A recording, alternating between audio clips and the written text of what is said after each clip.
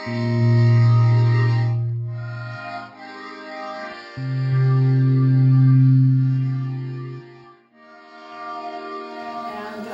also a member of the Independent Writers Studio, no matter where she moves. Please welcome Christine Kendall.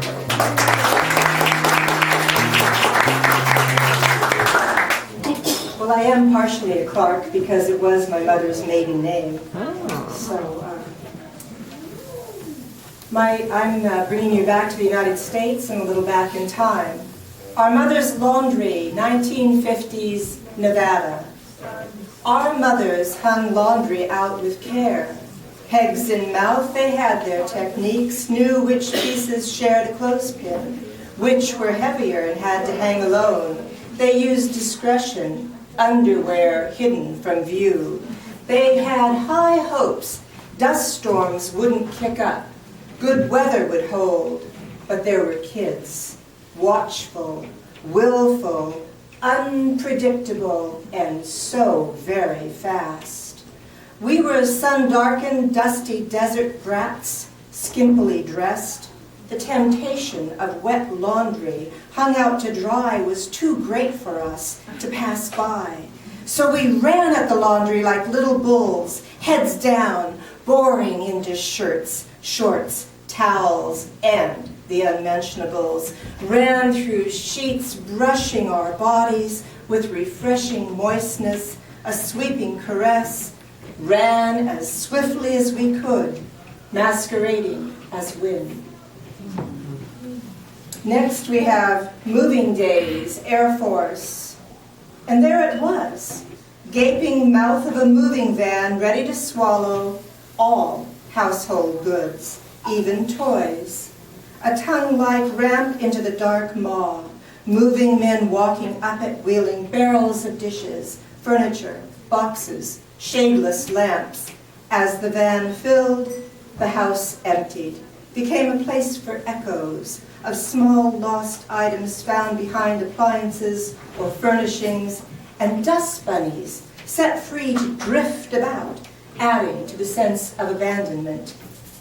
We kids on the block carried on with games of tag, of hopscotch or jacks, surreptitiously eyeing the progress of husky men handling belongings, ours or those of our friends.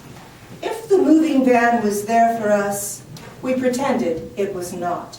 Pretended nothing had changed or would change for just as long as we could keep up this facade and ignore the inevitable, which would mean goodbyes and acceptance that we were moving away.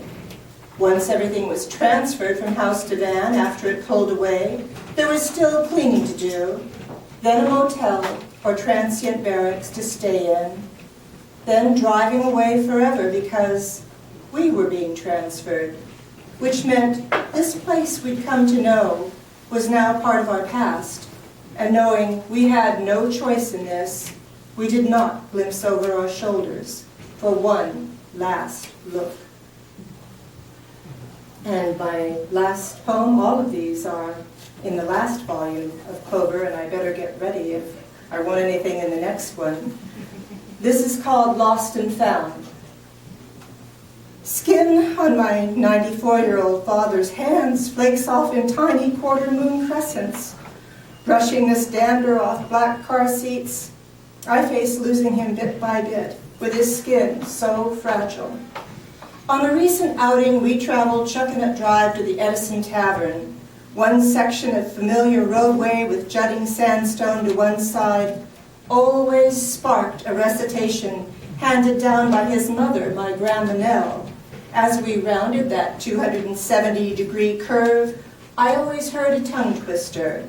Round and round the rickety rock. He was silent, and so was I. One day late, my father spoke up, said he remembered something, and began reciting. Round and round the rickety rock, the raggedy rascal ran. How many R's are in that? Tell me, if you can. So there it was. Momentarily, my mother, my Grandma Nell, momentarily his mother, my Grandma Nell, brought to life. I was a child again, and so was my dad, traveling wherever we are headed in our separate journeys, filled by routines, surprises, oftentimes losses. But if there is grace, the blessing of remembrance, and my dad died this month, September 5th, and my mother just died September 23rd to go and join him, letting him go ahead and meet everybody and have his parties in heaven. And now I think they're both together again. Thank you for listening.